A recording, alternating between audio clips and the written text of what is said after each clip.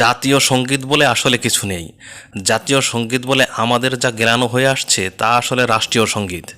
এই সঙ্গীত রাষ্ট্রের লক্ষ্য ও উদ্দেশ্য ধারণ করে এবং রাষ্ট্রের প্রতি নাগরিকের আনুগত্য ও দায়বদ্ধতাকে দেশপ্রেম হিসেবে প্রতিষ্ঠা করে এটিকে সার্বজনীন রূপ দেয়। তবে কিছু সভ্য দেশ ব্যতীত পৃথিবীর কোনো রাষ্ট্রের রাষ্ট্রীয় সঙ্গীতই সকল নাগরিক বা রাষ্ট্রের অন্তর্ভুক্ত সংখ্যাগরিষ্ঠ জনগোষ্ঠীর কাছে সার্বজনীন হয়ে ওঠেনি। তাই বারবার রাষ্ট্র ভেঙেছে, জন্ম হয়েছে নতুন রাষ্ট্রের ও নতুন রাষ্ট্রীয় সঙ্গীতের। জাতীয় তথা রাষ্ট্রীয় সঙ্গীত কোনো ধর্মগ্রন্থ কিংবা বিজ্ঞানের মীমাংসিত সূত্র নয় যে এর পরিবর্তন ঘটানো যাবে না। যারা দেশপ্রেমের অংশ বা প্রতীক হিসেবে রাষ্ট্রীয় বা জাতীয় সঙ্গীতকে চিহ্নিত করে এর পরিবর্তনে আপত্তি জানান, তাদের চিন্তায় গলদ আছে, দেশপ্রেমেও ঘাটতি আছে।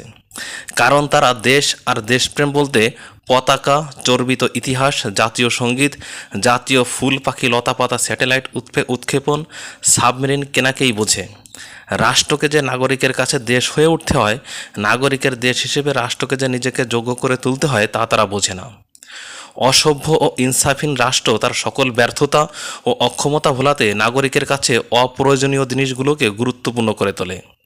আমার সোনার বাংলা আমি তোমায় ভালোবাসি এবং পার্শ্ববর্তী দেশ ভারতে জনগণ মন অধিনায়ক হে ভারত ভাগ্য বিধাতার পরিবর্তে প্রায় জাতীয় সঙ্গীত হিসেবে বিবেচিত হয় সারা জাহান সে আচ্ছা হিন্দুস্তান হামারা। গান দুটি গোয়েবেলসের তত্ত্বের প্রকৃষ্ট উদাহরণ।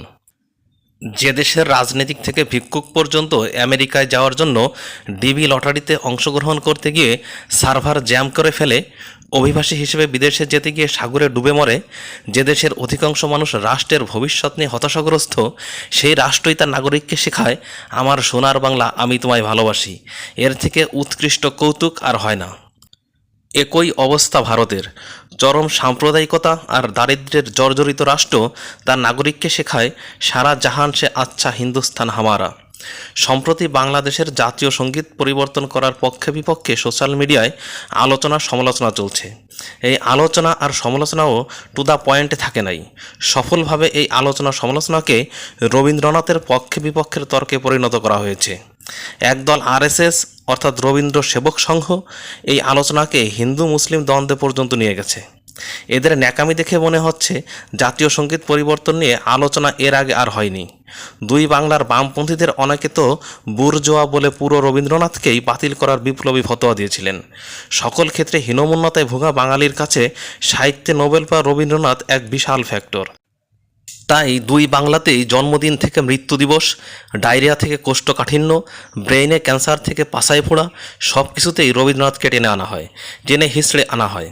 এই কালচারের বাই প্রোডাক্ট হিসেবে জন্ম নিয়েছে রবীন্দ্র বিশেষজ্ঞ, রবীন্দ্র পূজারী আর রবীন্দ্র বিদ্বেষী এক আজব গোষ্ঠী। রবীন্দ্রনাথকে পাঠ ও অনুধাবন করা অপেক্ষা রবীন্দ্রনাথকে রক্ষা বা বাতিল করাই এদের মূল করণীয়। যে ব্যক্তিকে রক্ষা বা বাতিল করার জন্য এমন ভক্ত বিদ্বেষী গোষ্ঠী থাকে, সেই ব্যক্তির অমরত্ব ঘুচাবে এমন সাধ্য কারো নেই। বাংলাদেশের জাতীয় সঙ্গীতকে পরিবর্তন করার প্রয়োজন আছে বা নেই এই আলোচনা জরুরি। বাংলাদেশ রাষ্ট্র হিসেবে যে গানটিকে জাতীয় সঙ্গীতের মোড়কে রাষ্ট্রীয় সঙ্গীত হিসেবে নির্ধারণ করেছে, তাতে রাষ্ট্রের লক্ষ্য উদ্দেশ্য স্পষ্ট নয়। রাষ্ট্রকে ভালোবাসা ছাড়া আর কোনো দায়বদ্ধতা নাগরিকের নেই। রাষ্ট্র হিসেবে বাংলাদেশের এই রাষ্ট্রকে যারা পরিচালনা করেন তাদের চরিত্র এই গানে স্পষ্ট নয়। এছাড়া জাতি হিসেবে এ ভূখণ্ডের সাধারণ মানুষের ভাবনা, বৈশিষ্ট্য ও চরিত্র এই গানে প্রতিফলিত হয়নি। অবশ্য এই সাধারণ জনগোষ্ঠীকে রাষ্ট্র তার নাগরিক হিসেবে গণ্য করলেও মান্য করে না। যতদূর জানা যায় অখণ্ড বাংলা অক্ষত রাখার চেতনায় এই গানের রচয়িতা গানটি সৃজন করেছিলেন।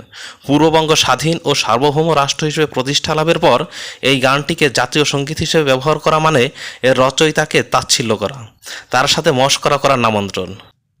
1905 সালে যখন বঙ্গভঙ্গ করা হয়েছিল, অর্থাৎ অখণ্ড বাংলাকে খণ্ডিত করা হয়েছিল, এই খণ্ডিত বাংলাকে একত্রিত করার উদ্দেশ্যেই এই গানটি রচনা করা হয়েছিল। এখন যেহেতু দুই বাংলা একত্রিত নয়, সেহেতু খণ্ডিত বাংলায় এই গানটি জাতীয় সঙ্গীত হওয়াটা গানটির উদ্দেশ্য ও আবেদনের সাথে মশকরা করার নামান্তর। যদি বর্তমানে খণ্ডিত দুই বঙ্গকে একত্রিত করে একটি অখণ্ড বাংলার রাষ্ট্র গঠন করা হয়, সেক্ষেত্রে এই গানটি যদি জাতীয় সঙ্গীত হয়, সেক্ষেত্রে এই গানটির উদ্দেশ্য ও আবেদন ঠিক থাকবে।